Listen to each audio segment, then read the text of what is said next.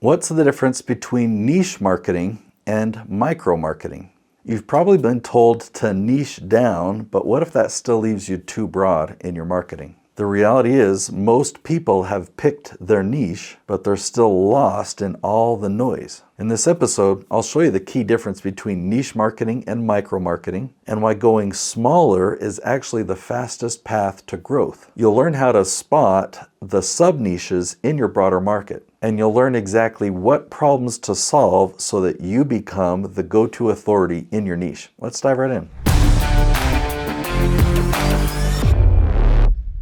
So most people think that they've niched down, but they really haven't. Saying that you work in leadership or that you work in health, it sounds specific, but it's actually like the trunk of a tree, not a branch, okay? We want to go more and more specific, even maybe to a limb. So the quick definition of the difference between a niche and a micro market, or maybe we'll just call it a niche and a micro niche, is that a niche is a category, right? That's how most people use niche, is like, what space are you in? What's your niche? If people are using it the correct way and they're really talking about something very, very small, that's what you want. You want this micro niche. Whatever industry you're in, maybe you want to dominate your entire industry, and that's just not going to happen right off the bat, especially if you don't niche down.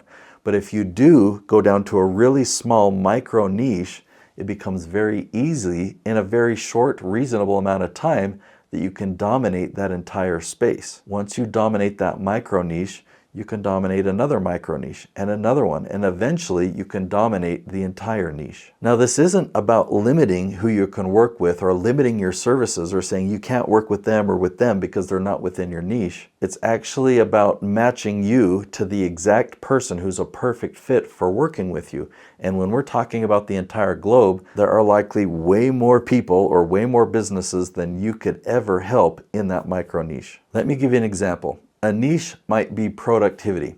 You really help people with productivity, okay? But there's so many different types of people or types of businesses. But if you narrow that down to a micro niche, it could be how to improve productivity for a dental team, right? That would be a very micro niche. You specifically work with dental teams and their productivity. Now, there are dental teams that are going online today, and they're going to YouTube or Google or ChatGPT, and they're searching for ways to improve their productivity. I found questions like this: how to improve productivity in a dental office is one of them. So with that example, let me illustrate why this is gold for you. So let's say this dentist that might have done that search found a video of yours, but it wasn't that specific. It was just about improving productivity. How many other people have made videos about improving productivity? So how likely is it that this dentist is going to find your video? It's not likely at all. In fact, there's probably hundreds of videos posted on YouTube about improving productivity, and YouTube has tested all of them and found which one people like the best, and that's the one at the top. So the chances of you making a video about improving productivity and having it perform better than that one are very, very small. But contrast that if you did this. Imagine if you made a video with the title, "How to Improve Productivity in a Dental Office." Okay, so what's going to happen if the dentist types in that search, they find your video? Which video are they going to watch? They're not going to watch any of these others. They're watching your video. And the next dentist that searches for that, they're going to watch your video. And they're going to watch it all the way to the end. The YouTube algorithm sees this, and so it's going to recommend your video to every single dentist that's interested in productivity. It will then show it to every dental receptionist and dental hygienist. Anyone that's interested in that space, in that micro niche, is going to be shown your video. Now, I talk a whole lot about my leaf strategy on this channel. If you're not familiar with what I'm talking about, I'll link to another video right up there that goes in depth on what my leaf strategy is. In summary, it will teach you how to find these questions that your dream clients are asking online and how to make the videos that will rank at the top of YouTube for those questions. In fact, your videos show up on Google and ChatGPT as well. So when you understand how to do that, then you can map out all the different branches that exist in your niche. You can find tons of different micro niches, and you can find which ones you want to own. Let's say you picked this dental niche that wants to improve their productivity.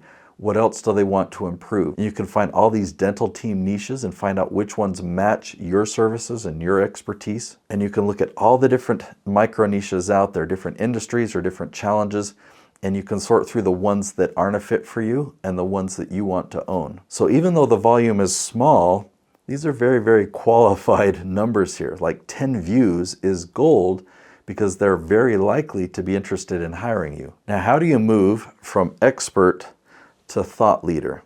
Right? You have expertise, and I'm talking about not just knowledge, but you have a great level of expertise and credibility. I would call it a level 3, where not only do you have the knowledge, not only have you implemented it yourself and gone from point A to point B, but you've helped other people go from point A to point B. So how do you take that expertise, the expertise in helping others achieve results, and be seen and be an actual thought leader, be in the position where everyone sees you as that thought leader, the go-to authority in your space? It comes by owning niches or owning micro niches. You have to own it.